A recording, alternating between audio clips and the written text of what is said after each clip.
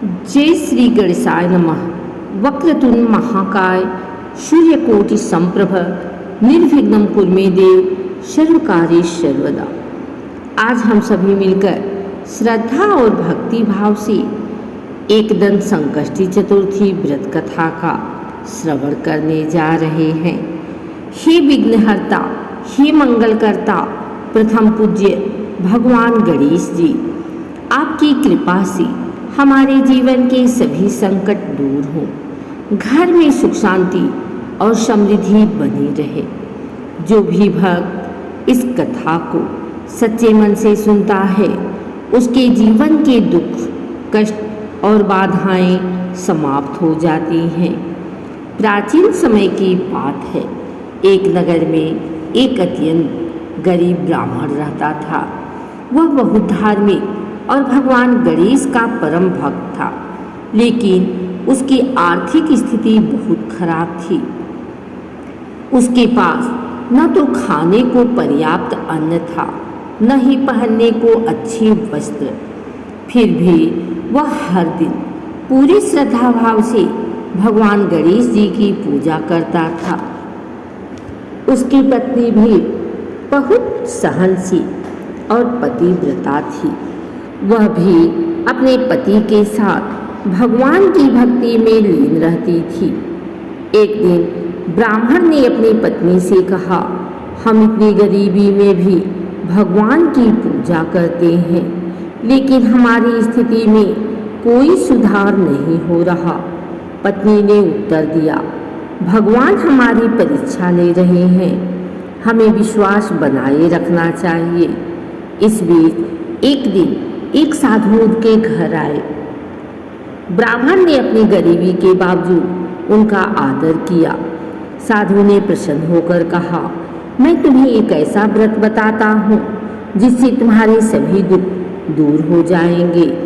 साधु ने बताया, यह व्रत है संकष्टी चतुर्थी व्रत और विशेष रूप से एकदंत गणेश जी की पूजन करना चाहिए।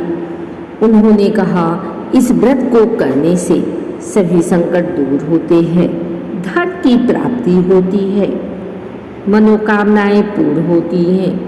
साधु ने विधि बताई, सुबह जल्दी उठकर स्नान करें, भगवान गणेश की मूर्ति स्थापित करें, उन्हें दुर्वा, मोदक और फूल अर्पित करें, पूरे दिन व्रत रखें, चंद्रमा को अर्घ देकर व्रत खोलें।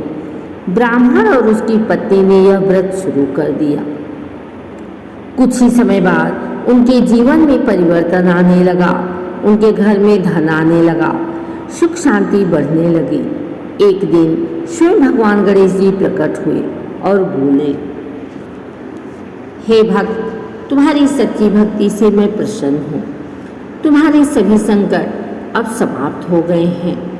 भगवान गणेश जी का एक नाम एकदंत इसलिए पड़ा क्योंकि उन्होंने एक दात का त्याग किया। कथा के अनुसार जब महर्षि वेदव्यास महाभारत लिखवा रहे थे, तब गणेश जी ने अपना एक दांत तोड़कर लेखन के लिए उपयोग किया। यह त्याग और समर्पण का प्रतीक है।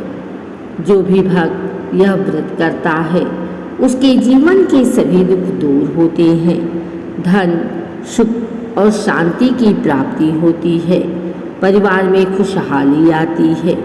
हे गणपति बप्पा, जैसे आपने उस ब्राह्मण के दुख दूर किए, वैसे ही हमारे जीवन से भी सभी संकट दूर करें।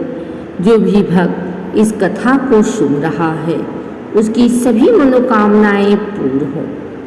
अब सभी मिलकर बोलें, गणपति बप्पा मोरिया, मंगल मूर्ति मोरिया।